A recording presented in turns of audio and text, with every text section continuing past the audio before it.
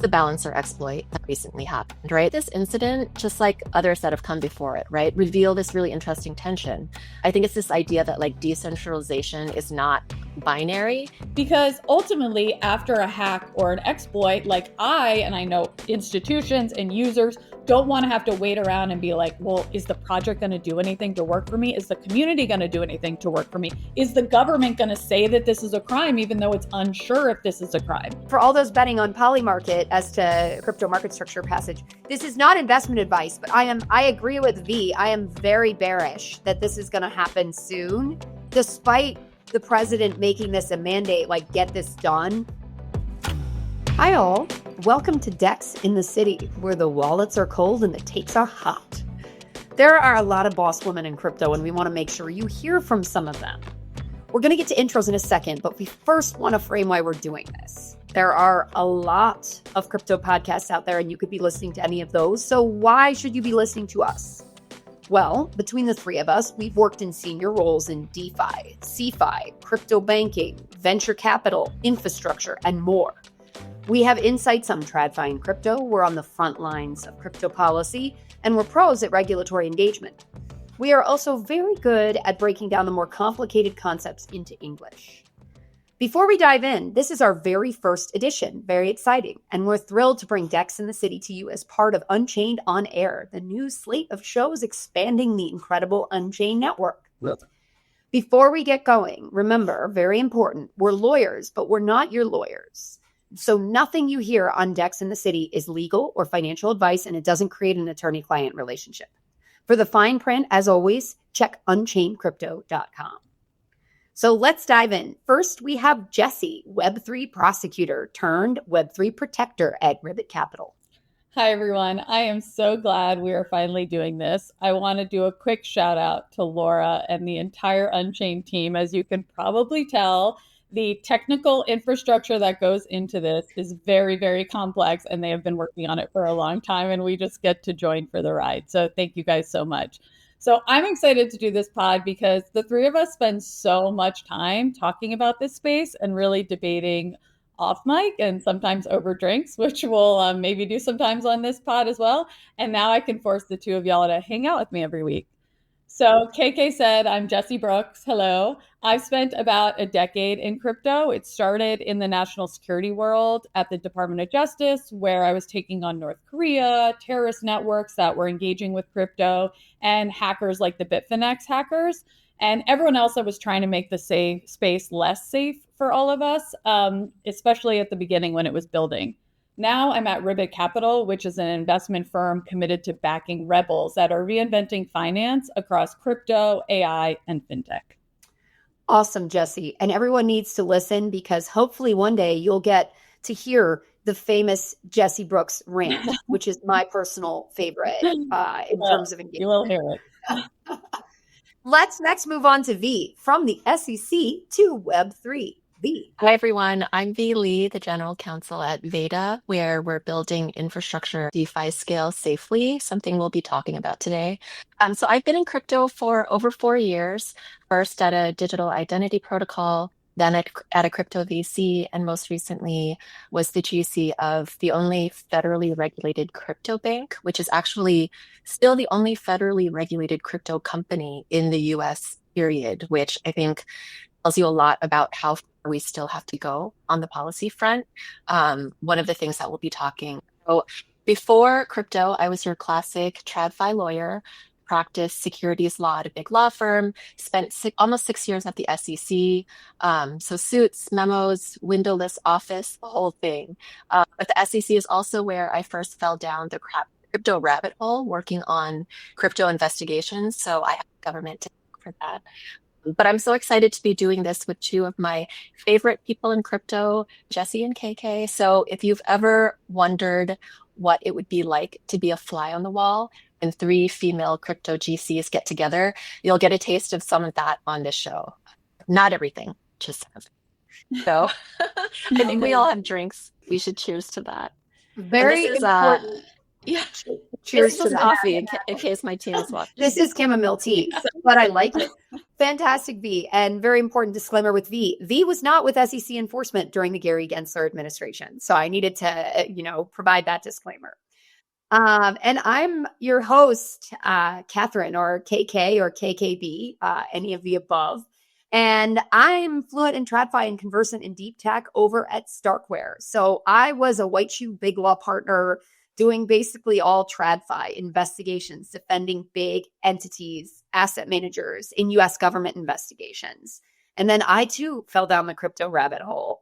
Loved it, saw the inherent inefficiencies in TradFi market structure and understand how crypto can solve those. So I completely went off the deep end and went to be GC of a DeFi protocol. Then I moved to be chief legal officer of a centralized exchange, both spot and derivatives clearinghouse. So lots to say about the CFTC these days. And I will just say day to day, we're going to tackle a lot of the crypto happenings, but with some new takes. We're going to dive a little bit deeper and get into perspectives that you do not hear on crypto Twitter. We're also going to correct crypto Twitter. And we're going to have fun while we're doing it because we're also real friends, not just crypto friends. So that's an important distinction. So let's get into the meat of today. So I have to say, in the theme of self-promotion here, Jessi and I released an academic paper a couple weeks ago on programmable risk management. We were very excited about this, but it did create a little bit of spice amongst certain nerds in the population. And I think our take on it is that a lot of people didn't read the 20 plus paper, which I completely understand. But the thesis that we set forth in this paper was basically there are theoretically ways to improve upon DeFi. We love DeFi. I mean, my heart is with DeFi. It was my first GC role. Now, one of the things that we were saying in the paper is we outlined a whole laundry list of tech-based solutions that theoretically would not disrupt the UX, that would not re-intermediate DeFi. And we said these should be optional solutions for discussion within DeFi and maybe certain protocols in, conversing with their community in achieving their goals might want to consider these. And many already exist and are being considered too. Exactly. Many of them are already being used today. Exactly. I mean, blockchain analytics is one extreme side of things because most DeFi protocols are using blockchain analytics as the bare minimum, but there were a multitude of other solutions. To be very clear, we are not, and we're not arguing that DeFi should be regulated or re-intermediated in any way. So I want to kick us off here because I know the three of us have a lot of thoughts about the safety of DeFi, what solutions exist. Why don't we go right into it? V, let's get us started. Kick us off. What are your thoughts on all things programmable risk compliance, programmable risk management, DeFi? I read it before it was published. I read a manuscript of it, so I was so honored to be able to do that. So if you guys haven't read this paper, it's groundbreaking, and I really think you should. We'll link it in the show notes. I also wrote a paper last week, or an article for Law 360. For those of you who don't know, Law 360 is a legal publication that at least was my daily reading when I was a law firm associate and clerking and in government. But in the paper, I talk specifically about chain capital markets and how issuers and users aren't going to participate unless they feel like they can trust these markets to be fair and integrity. And I look at some of the solutions that, like KK and Jessi just said, some of the solutions that the industry is already, developing and using to build safeguards directly into things like tokens and smart contracts with respect to order execution quality, MEV mitigation tools, that sort of thing. So along the same lines as KK and Jessi's paper of, instead of regulatory mandates, what are some ways that the industry can leverage the technology itself to keep users safe and combat things like illicit finance? So I think, like you guys said, I think the feedback on both of these pieces has been really interesting. First, I'll say, and I think you guys agree with this, right? We welcome and encourage debate and disagreement. Like, these are really hard issues that we're all trying to figure out together. And I think all of us are committed to crypto's core values of decentralization, and inclusion and transparency and censorship resistance, right? So, but I do think the debates raise some really like hard questions about DeFi that are worth discussing in a nuanced way, which social media doesn't always lend itself to. So I'll kick things off for us, right? So for me, I think a lot of the DeFi debate comes down to two fundamental questions, right? One is, what responsibility do we have to keep users safe? And relatedly, what responsibility do we have to offer users recourse when things go wrong? So I think it's really easy to say, yes, we're in favor of, pure DeFi or true DeFi. But then how do you answer those questions? And how do we see DeFi protocols actually answering those questions in real life, right? So I think, there were two recent events that to me really illustrated this tension. First was the Balancer exploit that recently happened, right? So Balancer is a DeFi exchange. It recently suffered an exploit where the attacker drained $128 million from liquidity pools, manipulating the pricing function and the pool balances to basically trick the protocol into miscalculating the value of the tokens. And then they repeatedly performed swaps to deflate the price and then either minted or bought the undervalued tokens, immediately redeemed them in a way that allowed them to drain the pools. So how did Balancer respond to this? I think most of their pools do not have an admin key or like a kill switch, but there were some pools that were able to be paused, and they did that. They paused them. They alerted users, and then they worked with white hats to recover the funds. And what was also really interesting about this incident is that the different chains that were affected responded in really different ways, right? So Ethereum largely stuck to the code is law ethos. So they didn't do any rollbacks, no forks. The losses remained on chain. But there were a bunch of smaller side chains and L2s that did intervene. Validators or sequencers temporarily halted block production, or they coordinated soft forks to freeze the hackers' funds. And others actually did perform a hard fork, reverse or isolate the impact of the attack, right? So for me, this incident, just like others that have come before it, right, reveal this really interesting tension. I think it's this idea that like decentralization is not binary, meaning even chains that claim to be or aspire to be immutable or permissionless sometimes feel the need to intervene when users are or lose funds, right? So I think this really puts the idea of pure DeFi to the test, right? So I think we need to ask ourselves, like, when a network can be forked to recover used funds, does that create some sort of like de facto fiduciary duty or something like that among validators on that? 100%. And before we move to Jessi, I just want to clarify one thing. A white hat hacker. A lot of people, I realized, didn't understand what that was if they're not in crypto. A white hat hacker is kind of the good guy. And what you often see with exploits in crypto, or not often, but occasionally, is there's a hacker who facilitates an exploit, and whatever entity is in charge or a community member will then go to them and say, we'll pay you if you turn into a white hat, like if you give the money back. So this was not the case here, but white hats help the ecosystem. But Jessi, please jump it. Yeah, let me just give you a little insider knowledge on white hat hackers as well. These predated crypto for many people who have been in the cybersecurity, national security world for quite some time. And actually the government relies on them for a lot of sort of early cybersecurity, national security issues. So it's just sort of something to think about how it's also been incorporated in crypto in a variety of ways. But I actually think that these two questions, sort of level setting, are very, very thoughtful. And I'll just add a third one, which is who should give the recourse? Should it be the protocol? Should it be the community? Should it be the government, the courts, which we're going to talk about some of the stuff that's happening there, particularly with the MIT brothers case that we'll cover in a little bit. But also, I just want to put forward, like, what kind of world do we want to live in where users have to think about how do I get recourse for something bad happening, instead of having the choice from the start of being much, much more comfortable of where they put their finances before something bad happens. And I think that's sort of the debate here, is how much can we embed in the native aspect of crypto and DeFi and all the projects that are built in it to make users less worried about any sort of hack and who they'll need to go for recourse later on. Because to me, like, decentralization is not about having no rules or standards, but it's rather about a bottom-up choice of how to embed rules and standards if you want or not.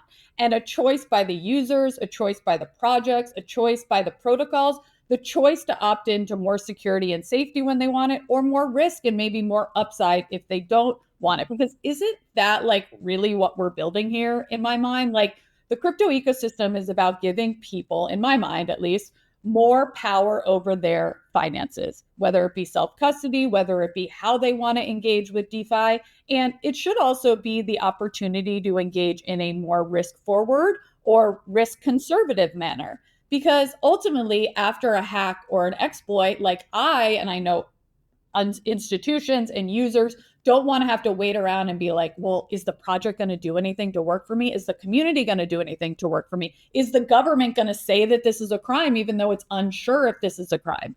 Instead, why don't we allow users to say, okay, here are all the options out there and let's go from there? And on that point, like, isn't it better that we work from the ground up than have sort of this regulatory oversight coming afterwards, or trying to figure out how to fit things within crimes in order to give recourses to users? Power to the people, Jessi. I love it. And but it's true. Like, you make a great point in that I think the fear with respect to some of the radical pure DeFi advocacy that we've seen lately is that there's a fear that if we even open up the discussion as to so-called protections to put in place, that regulators or legislators are going to seize on that as a way of regulating DeFi or mandating such checks. And I completely understand and acknowledge that fear, because there should be a scenario where pure DeFi exists without checks, eyes wide open. There's a beauty of transparency with DeFi that we all understand and acknowledge. Like, I would always explain that to people that didn't understand crypto vis-a-vis Maple, my first DeFi project, that it's midnight. The payment for the loan is due at midnight, 12:01. Everyone can see it's not paid, which is, a beautiful thing about on-chain activity. DeFi lending doesn't exist in TradFi, right? But I think your point is really important. Like, shouldn't we also empower builders that maybe they want to go more conservative? Maybe they want to serve a population, regulated entities, institutional participants, one-day pension funds, and they want to, ensure that they're taking a more conservative route without being penalized in the DeFi community by not being pure DeFi. Because I don't view a lot of this as re-intermediating DeFi. A lot of it can be inserted without disrupting the peer-to-peer UX. Can I ask you guys, as like DeFi project GCs, don't you think about this kind of thing on day to day? Like, what comes up when you sort of make the considerations of how you're going to build? Is it all or nothing? Like, how do you guys think about pure DeFi and building in the space? Oh my gosh, so many things I want to follow up on. So, Jessi, I wanted to follow up on one point that you made that I think is really important, which is, like, one of the benefits of DeFi and these DeFi protocols is that you know ahead of time what's going to happen, right? Like, everyone can see the code, everyone knows how the protocol is going to behave. Exactly. But when these hacks and these exploits and attacks happen, the response is always so ad hoc. Like you said, right? Like, no one knows what is going to happen. Like, is anyone going to intervene to like help return the funds? Like, what is going to happen? No one knows. So I think for that reason alone, we should probably, at least be able to talk about, like, should there be some standards in place? Like, are there tools that people can use? Like, what are best practices here?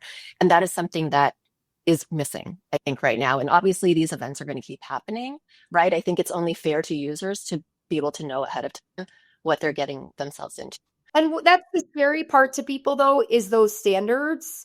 I think that's the scary part, because we don't want to mandate standards that would basically harm DeFi holistically. However, it's really interesting. I think everyone occasionally forgets that, what DeFi protocol exists without a smart contract audit? Like, that's a self-imposed industry standard for safety, right? Because it's common sense. You want your smart, you don't want to engage with a protocol that hasn't had, an audited smart contract. So I would love to see the industry growing in a way where, and again, I said this before, but blockchain analytics.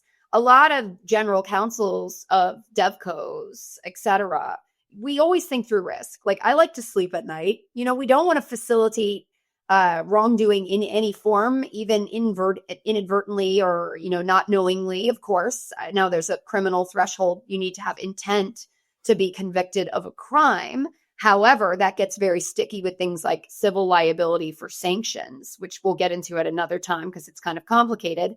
But I think that's the role of a GC, and especially in crypto. It's not to eliminate risk, like absolutely not. It's to educate the company about the risk. It's to issue spot. So then they're armed with that information and can make informed decisions. To your question about like, are we thinking about it like Perch of a GC working at a DeFi company or a DeFi protocol? I guarantee you every single DeFi project out there is constantly, like on a daily basis, trying to balance decentralization and the principles of decentralization against user safety, like keeping their users safe. This is something we think about constantly, and it's a struggle, right? It's something that I have to deal with respect to like new features that the team wants to add, or a new design mechanism, right? Every DeFi project out there thinking about this. So I think the other reason I hope we can sort of move beyond the like pure DeFi or like the all or nothing debate is that I just don't think that matches the reality of what most DeFi projects and companies are dealing with. As DeFi goes more mainstream, I think the other dynamic we're starting to see, and we certainly think about it in these terms too, the other dynamic you're going to start seeing is, if you're able to create protocols, markets where users feel safe, that is going to be like a competitive business advantage for you. So that's the other thing, right? I think this isn't just like, it's not a philosophical or academic debate anymore. Like DeFi is gaining adoption. It is going mainstream. Now we have to think about what are the market opportunities. So that's the other way we think. That's absolutely right. And I think that's something a lot of us, like we've discussed before, if the trad and crypto markets are converging, pure DeFi without even discussion of this, I mean, I am skeptical that it will ever scale.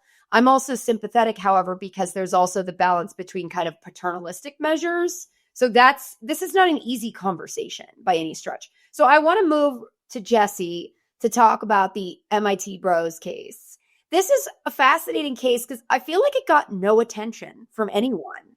And, it's so random to me what gets a lot of attention and discussion and what doesn't. This was an important one. So Jessi, please educate everyone. I think people must have just been exhausted of like tracking day-to-day crypto trials that they needed a break. But I am similarly surprised that this didn't get a lot of attention because it presents a really interesting aspect of the law that hasn't fully been touched on point in prior criminal cases. But, just back to level setting, like to me, the big question of this pod today is like, who's going to enforce the rules when code alone isn't enough? And this is a case when the courts tried to enforce it and it didn't really go so great. And we maybe have less clarity than we did before. But just to give like a 2-sentence overview on what this case was about, essentially, these very technically savvy brothers exploited a vulnerability in Ethereum's MEV Boost relay code. And in so exploiting this, they extracted $25 million from bots that were engaged in sandwich attacks. And the argument that they made is that they simply found a bug in code and they targeted bots that were already manipulating the markets, like not the most sympathetic victims, right? They say they didn't lie to anybody, so there's no fraud. They didn't directly interact with the victims, no contractual relationship, and they didn't violate any of the rules or standards, the 2 words we've been using a lot today, of the decentralized Ethereum network. And I slowly say decentralized Ethereum network because obviously it might work differently on other networks and might have been charged differently. But the government said, like, pish posh, no, we disagree. This is wire fraud and conspiracy and money laundering, but focusing on the wire fraud because that was the real issue at trial. And the question was, what was the fraud? So the government argued that it was the bait transactions and the false signatures. And, the technical aspects of that were really interesting in the trial, and the specific details of this are really important. But I think what's even more interesting is that after a few weeks of a very technical trial, and for anyone here that has been in trial or had any sort of component of a trial, how hard it is to explain these complicated concepts to people off the street. But after days of deliberation, the jury could not come to an agreement. So they say that the jury was hung. Let me just take a quick sidebar to explain what that means. So essentially, in a criminal trial, the jury has to unanimously decide the defendant is guilty of this charge or unanimously decide they are not guilty. Those are really the options, and it happens for each charge. And if they can't come to an agreement, they come and tell the judge, hey, we can't come to an agreement. Usually the judge says, go back and keep arguing. The prosecutor says, go back and keep arguing. The defense usually says they're not going to come to an agreement. And if it gets to a point where it's pretty clear they won't, which happened in this case after some very emotional jury notes, which are somewhat odd in these circumstances, the judge decided that they weren't ever going to agree, and so they declare a mistrial. What happens with a mistrial is that the prosecution gets to decide whether it wants to bring the case again. What happens behind the scenes is that the prosecution decides, do we want to drop the case? Do we want to offer a plea? Or do we just want to go to trial again? So we don't know what's going to happen, and they have a few weeks to come back and decide. But I think the bigger question that sort of fits in here is we have an exploit. Maybe it hurt not so sympathetic victims this time, but thinking about the bigger picture, for users that might have been hurt in some sort of vulnerability attack, why are we leaving it to 12 random people off the street to decide after a few weeks of trying to learn about these technical issues that this is or isn't a crime? Is that the best way for us to move forward in this space? And it rhymes a lot with what happened in the Mango Markets case, where a guy named Avi Eisenberg didn't exploit a vulnerability or a bug, but he rather manipulated the platform's own oracle, according to the government's allegation. And then a jury found him guilty, and then an appellate judge overturned the convictions. So in both of them, the court system tried, but I don't want to say failed, but sort of seemingly failed to come to a decision that gives the space any clarity. And this is why it comes back to my argument before of we should give choice in protocols for users and institutions to build what they want, what kind of risk they want, because in the world that we live in right now, you don't know where to go for recourse. So that's sort of the framework we're living in right now. And fun fact, I was once on a jury for a check fraud case, and it's highly unusual for a lawyer, especially with what we've done historically. No, you never get picked because there's this process called voir dire where they vet the jury members. And so there's peremptory challenges where the lawyers can strike juries for cause, you're biased. So usually I would have been struck through a peremptory challenge because I knew too much about criminal law because I was a white collar defense attorney. But I somehow ended up on the jury. And afterward, the judge was like, the defense blew through all the peremptory challenges. So he was stuck with you. And of course, I do want to tell you, you have to keep lawyers on because there are so many lawyers. So you have to go by what kind of lawyer. And so statistically, you have no choice. But it was a fascinating experience. So there we go. I'm just going to put that out there. So we only have 12 minutes left. So I want to shift topics really quick to market structure, because it's important to know, we weren't originally going to touch this, but hot news, the House Agriculture Committee had advanced and then passed the Clarity Act back in July, the crypto market structure bill that we're all really excited about. And to explain to people, I'm constantly explaining to people that aren't lawyers why we're excited.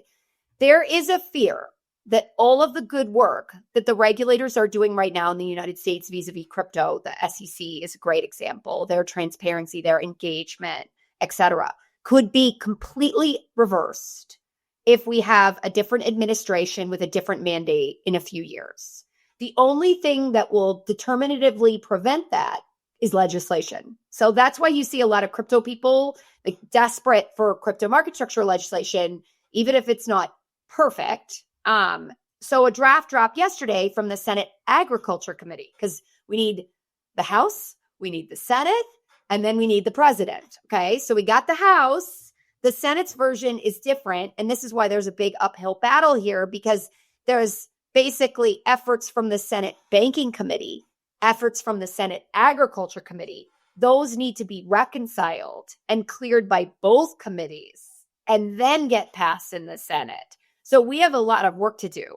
But this draft dropped yesterday from the Senate Ag Committee, and it was very different than the Banking Committee.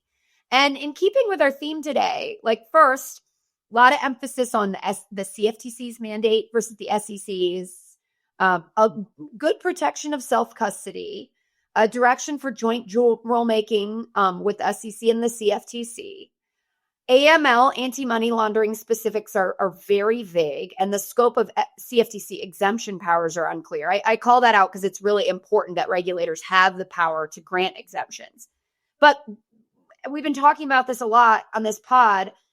There is a section on DeFi with nothing in it. Like DeFi oversight is left completely open, which is a little scary to people because we were all desperate and really hoping for explicit developer protections in legislation. So, Jessi, it looks like you want to say something. Before we jump it over to V, I want to play moderator for a second and just do one extra level of explanation because, unless you're on the Hill all the time, it's hard to understand all these different committees, what the heck's going on up there. And so in Congress, committee jurisdiction drives everything. So CFTC is under ag, and then banking and financial banking takes over SEC and all financial regulation. So the ag is committee in the Senate. They have a bipartisan draft that came out yesterday. The Senate Banking Committee, the Republicans have only really come out with an agreement. So there's this interesting strategic game playing right now where the Dems in the ag committee are trying to figure out how do we put forward a bipartisan proposal that doesn't go against what all the Dems on the banking committee are saying. And that also competes with the fact that the ag committee can't really regulate the kind of stuff that the banking committee should do, which sometimes might be the ML stuff or the DeFi stuff. And you're going to see lots of brackets throughout this new draft. So it's Congress's version of like a sticky note saying, hey, we got to come back to that because we haven't agreed yet. And so that's sort of where like, who knows what DeFi, who knows what AML, who knows what the definition. So I guess like, I'll just turn it back to you guys. Be like, what the heck should people get from this? And brackets are scary to people because it's hard to make progress if you don't have the fundamentals agreed upon. So I'm also scared of the DeFi brackets. But the other thing I'll also explain to people is people are often like, to me, especially non-US persons, are like, why is the agriculture committee involved in this? That's because you have to think of the definition of the OG commodity in the United States.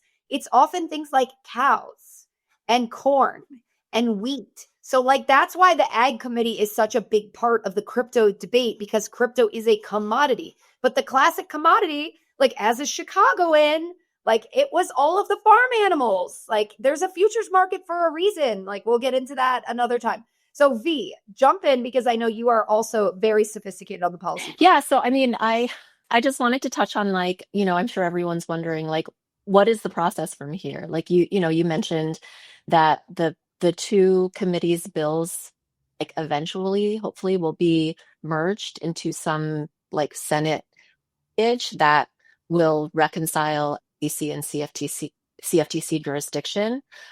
So if both committees vote their versions out, Senate leadership has to agree to bring it to the floor, which is like always a hurdle, right? Just given limited floor time and competing priorities, the fact that you need 60 votes to overcome a filibuster, which means they're going to need some Democrat support, the Republicans. And then if it passes, the Senate bill would then be reconciled with the version that passed of the House a while back. It seems like ages ago. But so, negotiations or conference committee, like that would have to happen before being sent to the president. So, I mean, I think in terms of timing, like realistically, I don't think the process is going to wrap until 2026, probably not until late 2026, maybe even early 2027.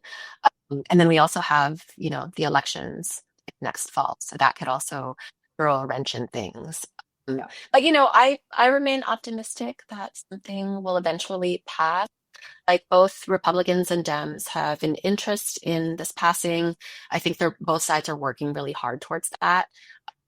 The momentum from the industry is as strong as it's ever been. Stablecoin legislation, of course, passed earlier this year, which I think, only improves market structure's chances of passing, even though it's a much more complicated undertaking.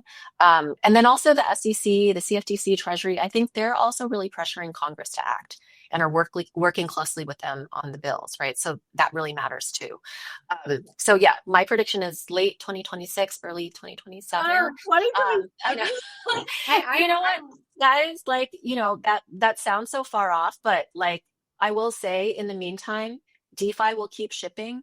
And I would also remind people that neither the SEC nor the CFTC is waiting around for Congress, right?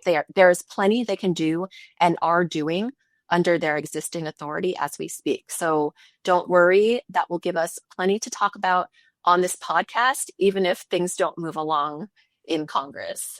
100%. Like, I have been so heartened by the SEC. I mean, the transparency. I mean, I'm obsessed with Hester Peirce in a purely academic way. She's been making so much great progress as head of the crypto asset task force. The transparency that we're seeing and the engagement, it's what we all dreamed of for so long. The scary part is a lot of this work can be undone. And Chair Atkins of the SEC has said that they are working to try to avoid a scenario where the progress they're making can be undone. But the thing that will really let me sleep at night is crypto market structure legislation.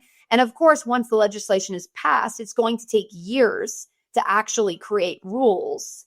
And, that's really a basis for what's to come.